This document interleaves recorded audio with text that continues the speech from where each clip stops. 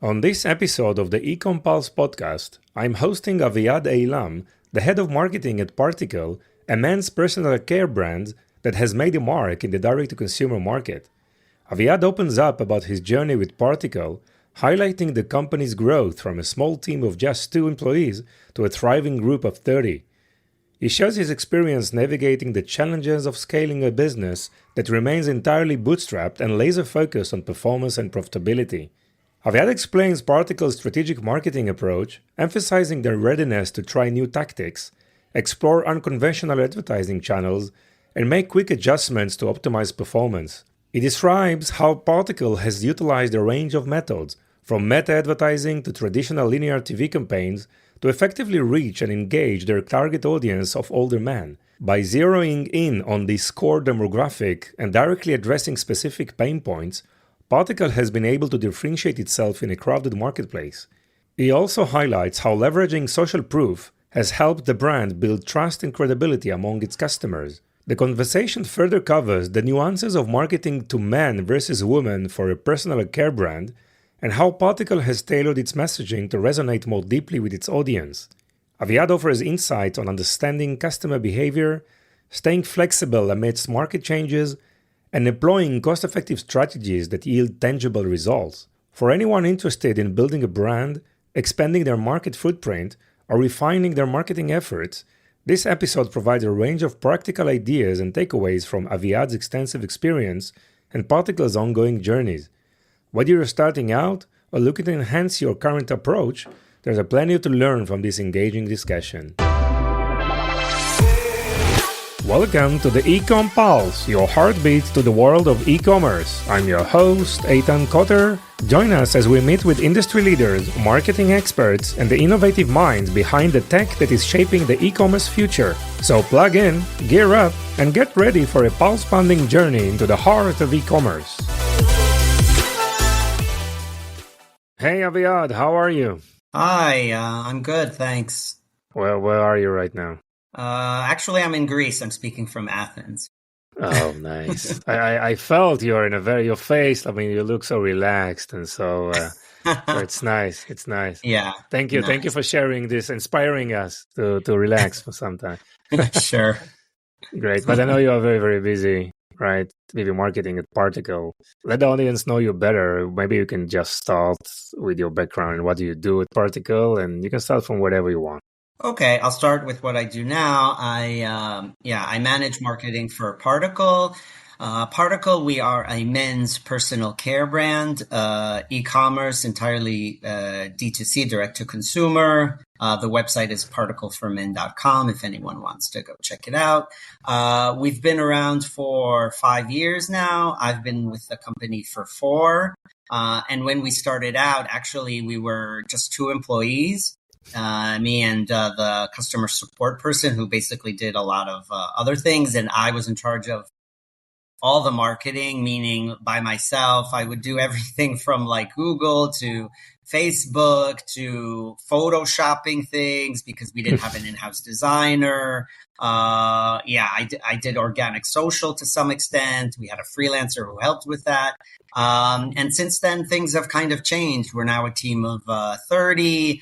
I have a whole team of video editors, graphic designers, a copywriter, a campaign manager, a social media and influencer manager. And so, overall things have done well for us. And we're continuing to grow. So that's what I do right now. I manage all of our marketing, which means, everything from the creative aspects more to the analytical and performance. We are a performance-focused brand, so we need to make sure that we are profitable, basically. Yeah. But you have an interesting background. You studied at the academy, right? Yeah, I've had a very, unusual path to where I am now to marketing. I originally got an undergrad degree in psychology and linguistics, and then I really decided I love languages. That's why I like linguistics, even though linguistics itself is more like the study of language, not specific languages, but I still enjoyed it very much. I'm somewhat of analytical person, and linguistics has that analytical side. So anyway, I decided to pursue that. I did a PhD in linguistics at Penn. And then basically I didn't continue for various reasons. I didn't continue in academia. And I landed my first job outside of academia was more like content creation because I knew how to write. I've written things for various purposes. I had written things before getting this job. That's how I got it. And kind of almost accidentally kind of found myself in marketing. My first, after the content creation job, I got a job at Rosetta Stone, the language learning company, where there was just a paid media part of the position. And I just learned it on the job. I learned it on the job. My boss was at the time was very accommodating and very helpful. And she actually told me she hired me because I had a PhD. She was so impressed. She was a Harvard grad. She was a Harvard graduate herself. So I think that was part of the story. And she even asked me, I remember in the job interview about my dissertation, what I had written about. And so this whole story, that's how it got kind of started. And since then I've been in this field for now over 10 years. Wow. So how this background helped you in marketing, and why you're so passionate about marketing? Yeah, that's a good question. Helped me, I think, being a little bit, detail oriented, very careful about what I do, because when you're a researcher, you also need to be kind of careful and precise. I also, because of linguistics and psychology, actually, I ran various experiments on how kids acquire certain things in language. And so I'm somewhat familiar. I'm familiar with like A/B testing methodology. It's not called A/B testing in academia. It's the same thing with statistics to some extent. And so, yeah, I think that there are various things that helped me. But on the other hand, marketing is not academia. Everything is very fast paced and it doesn't have to be perfect. And, things have to get done rather than be perfect. So that's kind of a switch in your mindset you have to make if you move from academia to the industry, to the real world. Yeah. Nice. So 4 years ago, 1 or 2 employees, now you're 30 for any brand. I mean, that's you've experienced substantial growth. Share with us a little bit some of the major milestones throughout this journey. I mean, probably you've tested so many things, you've analyzed so many different marketing channels. I'd love to learn more about what worked, what didn't work, where you failed, where you've been successful. Tell us more about the journey, this growth. Yeah. I think what's helped is that as an e-commerce business, we've been very open to trying everything, but at a limited budget. With a limited budget, we're not.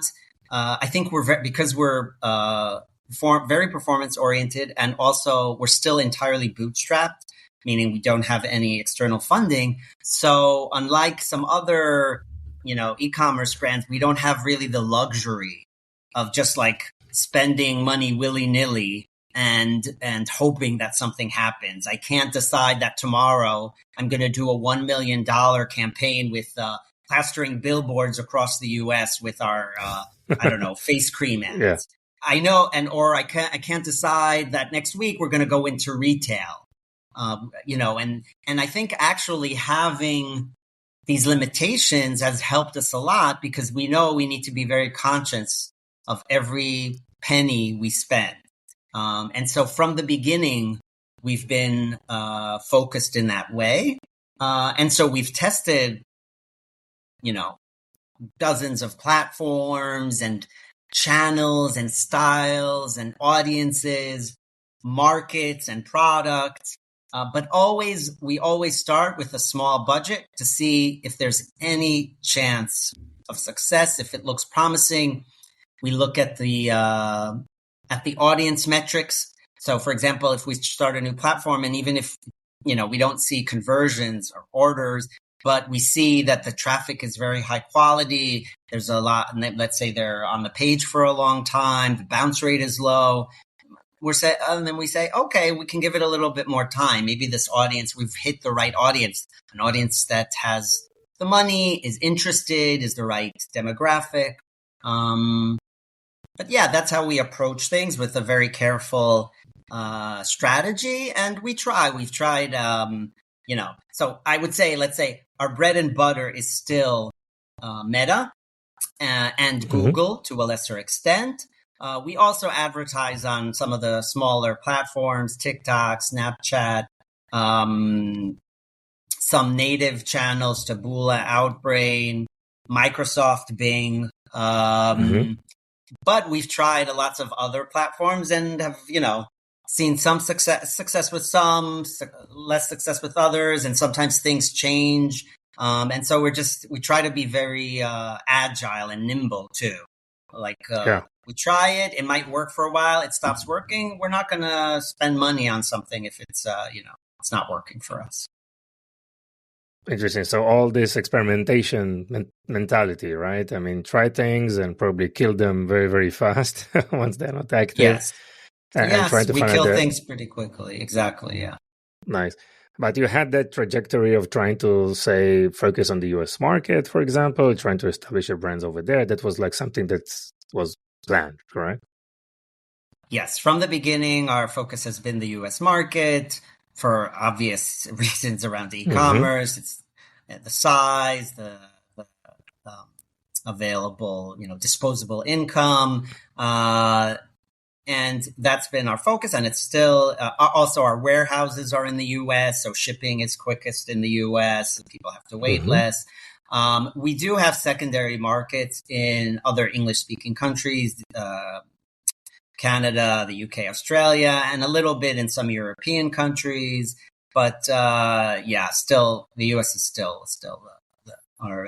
You mentioned Meta still like at the center of your activities, but it seems that PPC or Meta, something has changed, right? I mean, the algorithm they use of AI. Maybe I hear a lot of going and building campaigns like very like open targeting completely, right? So what do you feel about what's happening with Meta advertising? Yeah, that's a good question. So this year has been tougher than previous years on Meta.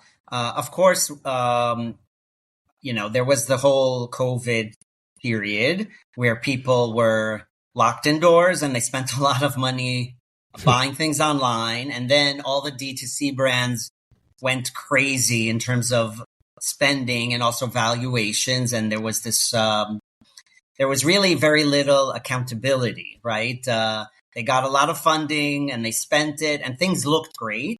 And then there was a dry spell that came after that because COVID ended. People went out more. They bought less online. They went more to stores to buy things. They also had less income available because the checks stopped coming in. Yeah. So there was like a big, there was like a waking up period for a lot of brands where they couldn't, that was just a temporary spike and they had to face reality. I would say we managed to, weather this storm fine. We've been growing consistently since the start. And I think part of it is also because, because what I said before about trying different things, being agile, nimble, very conscious of what we spend. Also, I think we were in a good position as a company at that time because we were still not huge. We still had a lot of room to grow. We still were launching new products all the time, which is also very important. So we weathered that. And then 2024 has been tougher on Meta. The reasons I don't really know. I follow a lot of the online chatter on DTC, and many people have said it's because of the various changes that Meta has made to the back end, things to do with AI. We don't have visibility into that, so I don't really know. They've also had bugs, numerous bugs this year where things weren't working around Valentine's Day, I remember, and then after that, they laid off a lot of employees late last year, so maybe there's also issues with getting things fixed.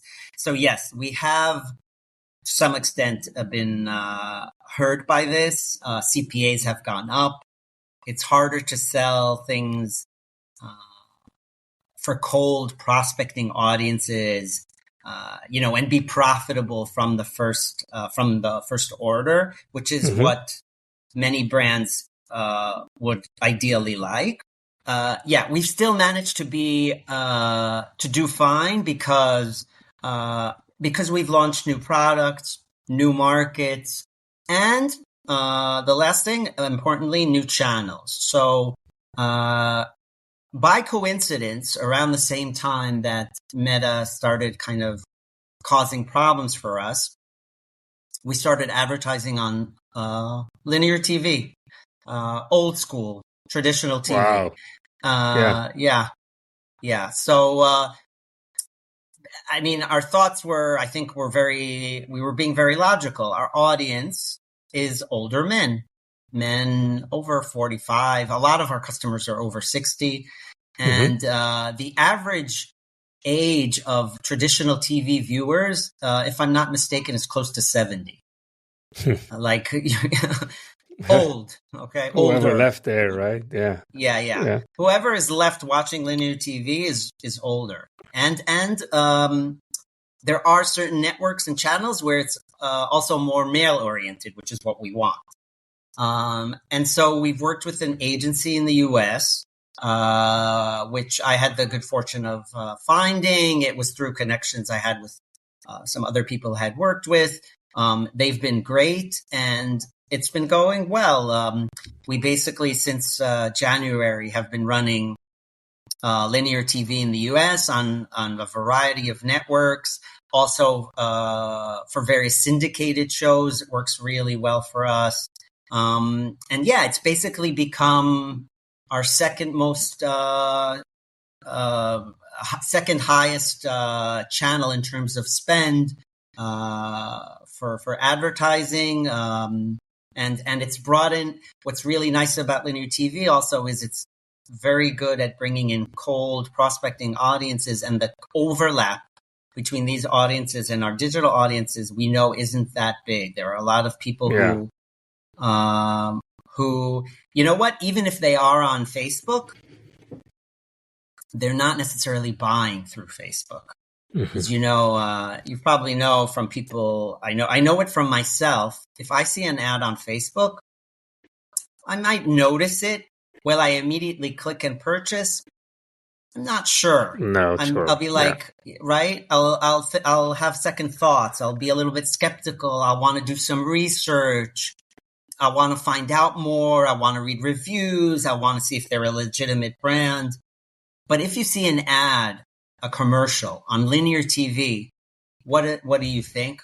Wow, this is a legitimate brand. People still have that perception, even though commercials on linear TV are not as expensive as they used to be. So you don't have to be a huge brand to advertise there. But people have this perception that really is like it's a seal of legitimacy. And we've seen that both in terms of like the results. Also, there's a halo effect. It helps other channels. Like people see your commercial on TV, they'll go search for you. So your branded search traffic will go up. Your Amazon sales will often go up. Maybe I'll tell you I have a little anecdote related to that. An employee of ours was with her mom at a bar in Massachusetts. And it was a sports bar, and they were just like hanging out. I don't remember the context, but suddenly they have like a bunch of TV screens, and all the screens at the same time showed our commercial. And they were so excited, and they took pictures, so there's still this experience when you see a commercial on TV, it has a different effect. It has a unique effect, and we see that in our results. Nice. And how do you attribute that TV advertising to actual sales? That's a good question. We use codes. So we have promo codes, and each commercial gets a unique code based on the network and the day part, the time at which it was aired. So we can go back and attribute orders to that network and that day part. We also have a unique URL for the commercials, so we can also track all the traffic that comes, not just orders, but traffic. We know which traffic is from TV versus digital. And so we can look at the traffic and,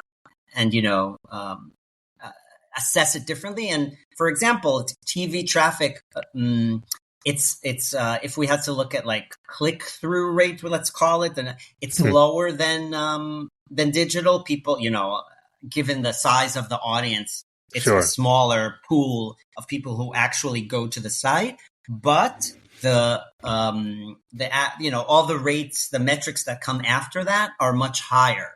It's a very high intent audience. If you go to the trouble of like clicking in a URL and going to a page after you've seen a TV commercial, chances are the chances that you're going to buy the product are much higher than the chances if you're just watching a video on Facebook and click it, right? It's much less intentional. Exactly. There is more intent and a more willingness to invest time, right? To conclude this transaction. Wow, very interesting. So here is an amazing use case for linear TV. It still works. I wouldn't say not for every brand, right? Sure. You have to have, the audience has to be right for you, but it can work. Yes. Nice. So tell us more about Particle and the products and the positioning in the market. Yeah, that's a good question. So the brand actually started because the founders are two men, and they saw that really no brand was appealing to men in terms of personal care. Now, of course, we started out as skincare specifically. And really, there are the big skincare brands, Nivea, Olay, Dove. Some of L'Oreal has a men's line. So yeah, a lot of them have a men's line, but they're not specific. The brand itself is not specific to men. None of those big brands are D2C. They're, big brands that are mostly in retail. And so I think when we started, we were part of a group. There's a group of male-oriented personal care brands. And since then, some of these brands, to be honest, have gone out of business since. Again, it's a tough world out there with D2C. They haven't managed to, even with funding, some of them haven't been able to stay afloat. And I think actually, as I said at the beginning, I think VC funding is sometimes like a double-edged sword, right? You get the money. Wow. It's a sign of that you're doing well, blah, blah, blah. Then you spend the money on things that actually are not. You must spend it. You must spend it at a certain time. Right. And that's it. Right. You must spend it, and then maybe you don't spend it the smartest way. Right, exactly. So the fact that we don't have that maybe made us smarter in a way. And so we've been part of this group of brands. I think we're one of the top ones now, if not the top one for a lot of certain lines, certain products we have. Maybe I can tell you another little interesting thing about personal care for men. I think a lot of our competitors appeal to a younger audience. They, to like the 20 to early 30s. I think their approach is, they think because there's more openness among men nowadays to consider personal care and skincare. So they think, okay, let's approach these younger men, because the younger men are the ones who are going to be more willing to try like a face cream, a moisturizer, and so on. I think they're not entirely wrong. There is more openness among, Gen Z and the younger generations. However, I think it's still a minority of men. It's a little bit of a, what do I want to call it? It's like it's a misperception. It's like they're in the marketing folks are in a milieu of people who are like them, who are willing to try, right? Metrosexuals, let's call them. young guys who are willing to try these skincare products. But the vast majority of, let's say, American men, even in their 20s, there's still a lot of taboos around this stuff, right? It reminds me, I mean, I think there's some parallels to like how, a lot of Americans were shocked when Donald Trump was elected the first time. And, he might get elected again. But the thing is, this is America, right? A lot of Americans are not all, most Americans do not live in New York City. Okay. Yeah. So I think the problem with those brands, and I've seen it happen with some of these brands who've gone out of business, is in fact the audience, the target, the addressable audience for these products is actually not that big among the younger men. Our approach is different. Why? Because we say, okay, the younger men, there's the taboo, and they don't see any skin issues. They're not thinking about it. It's not something that bothers them. They're not going to buy a skincare product for preventative reasons. Women will. A 20-year-old woman, she's already, covering her face and she's using makeup anyway. So it's very easy for her to also adopt skincare, right? It's part of the whole routine, the package.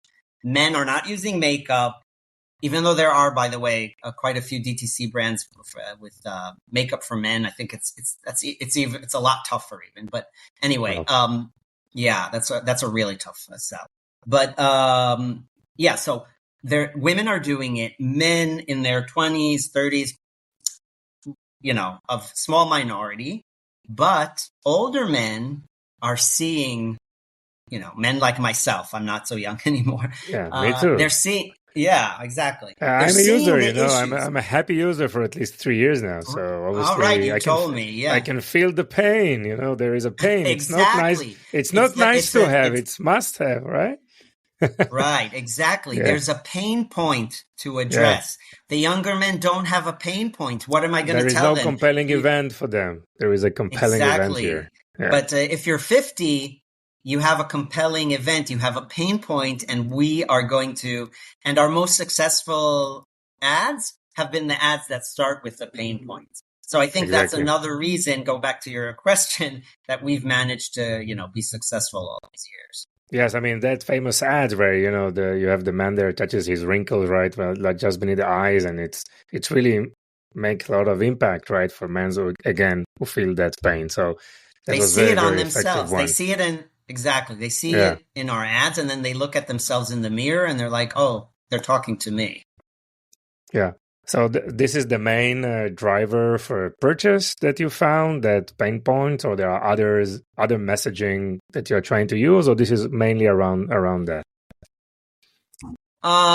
Mainly pain points. We do have some messaging. Sometimes we've tried messaging that's softer, I would say, like just about looking younger, feeling more confident. It hasn't worked as well, to be honest. The pain points works better. I think it's just more direct and clear. We also have what's interesting also, I think, about us is we've basically branched out into other fields in personal care. So, for example, we have a cologne. We launched it in late 2022. So it's been around now for like a year and a half. And that's been a very different challenge because a cologne doesn't really have any functions. Our other products are functional, right? They solve a problem. They're a solution. And that's why we can talk about pain points. With a cologne, you can't really do that, A. And B, we're not in retail. So how do you sell a cologne to people who can't smell it? Right? That was our big challenge, but we managed to do it. So it was a very different challenge, and it was very interesting on its own. So that cologne was more kind of a retention strategy, or you just wanted to also acquire new customers and try to reach new markets? And so tell me more. So what were the challenges? Obviously, I can think about a lot of challenges, obviously buying a cologne for an unknown brand. So what are the main messaging messaging points that you are trying to convey to the users. Right. So the idea behind the cologne was, yes, to kind of expand our addressable audience, because in the end, I should say, until then, our hero product was our face cream. It's an anti-aging face cream. It sells mostly to men over 45. We've had a lot of success with it, but it's still, there's still a limited audience for it. There's still most men, even nowadays, and even if we point out what's wrong with their skin and face, most men will still not try a face cream. Mm-hmm. So there's a limited market for it. But fragrances have a much, broader appeal. Almost every man has some kind of fragrance at home, a cologne, an aftershave maybe. And so it's a lot easier to, approach these people, get them in through the cologne, and then sell them on the other products. It's the cologne is an easier entry point in a way, at least as a product. Mm-hmm. By the way, I should mention we also have a very well-selling shampoo. And that's another easy entry point, even easier in some ways than the cologne because it's a lot cheaper too. And you don't have the issue of smelling it. And it does very well for us. People really like it. And so that's another way to get people in and then offer them all these other products as particle customers. And then how to sell the cologne. So you pointed out, actually, there are two issues. You pointed out another issue with selling a cologne. So the first one was what I talked about before in terms of people not being able to smell it because it's not available in retail. And the second issue is, you said, selling a cologne from a brand that people don't know. That's another good point because the biggest cologne brands, really what sells them is their name, their brand awareness, right? Like Exactly. Sauvage. Hugo Boss, Gautier. There's a lot, right? Their name sells them. And in fact, you can see in all of their advertising, they don't really talk about like the scent or what it makes you feel or what it does for you. It's all very atmospheric and ethereal and kind of, the Johnny Depp commercials for Sauvage. They don't really say anything. And so they don't need to. They just need to mention the brand. They need to get people to watch it, and then they're selling like a vibe in some ways, right? We can't really do that. We don't really have the money, and even if we did, people haven't. We're not yet a household name, and so so that's another difficulty. So basically, the way that we overcame these things and we managed to sell the cologne pretty well is mostly through social proof.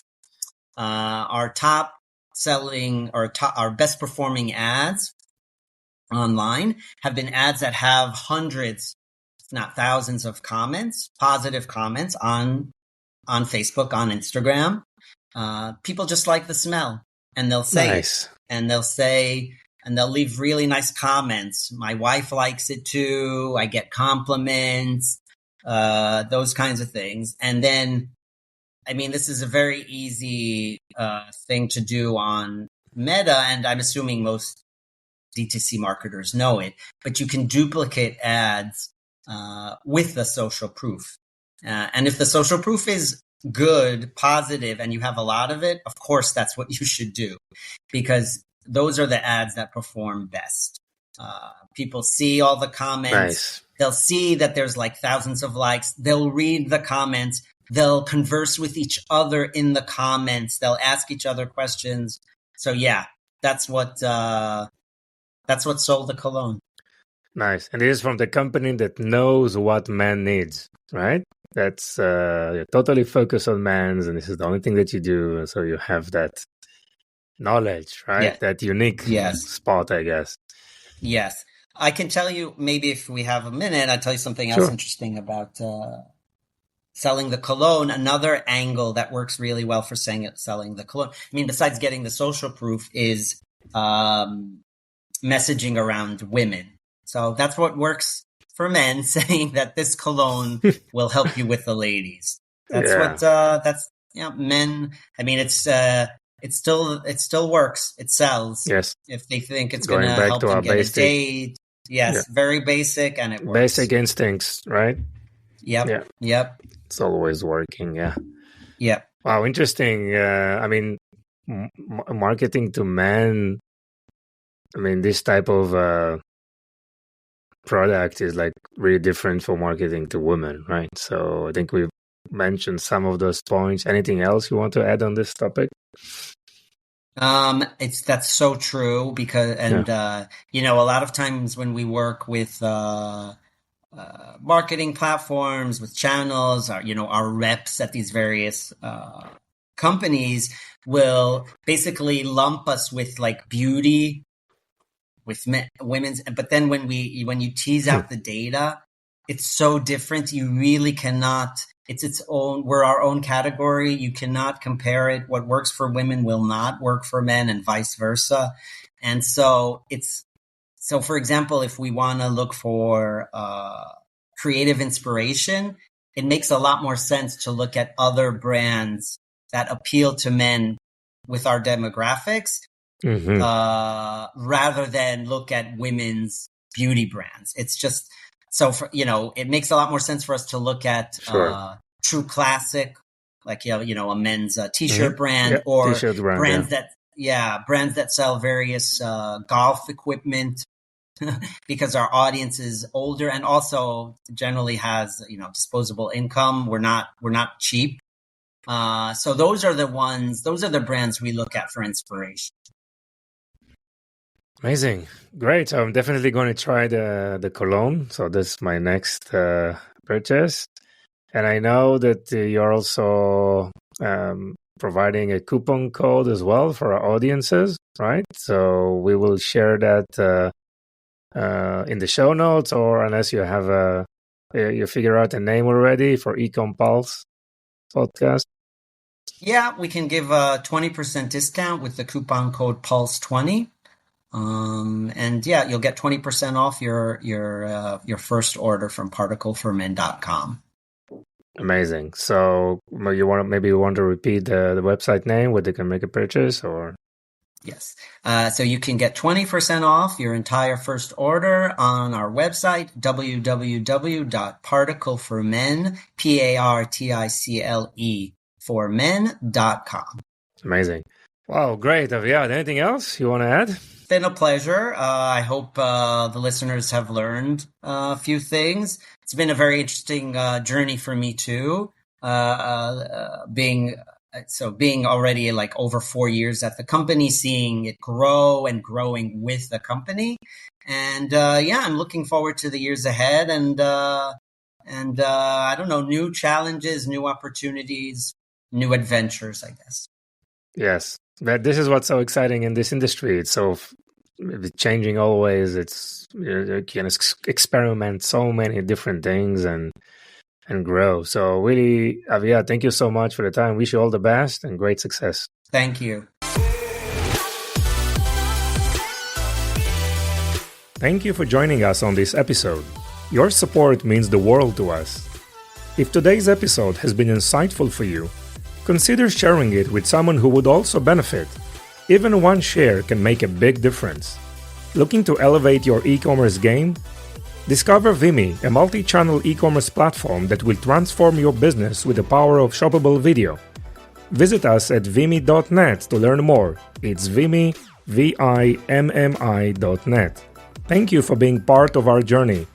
Stay tuned for more invaluable insights in our next episode.